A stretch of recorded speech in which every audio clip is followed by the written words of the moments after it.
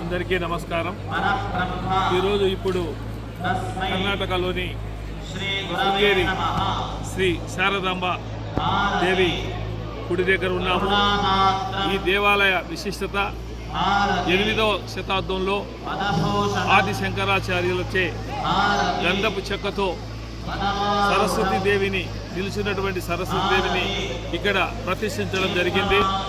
మరి ఆ తర్వాత 12వ శతాబ్దంలో కృష్ణదేవరాయల కాలంలో ఇక్కడ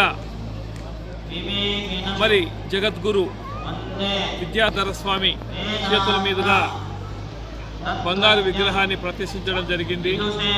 ఈ దేవాలయ విశిష్టత దేశ నలుమూలల నుంచి వేలాది మంది భక్తులు సరస్వతి దేవి అక్షరాస్యత నేర్పించేదానికి ఇక్కడ అక్షరం నేర్పించేదానికి పిల్లలకు ఇక్కడికి తీసుకురావడం జరుగుతూ ఉంది.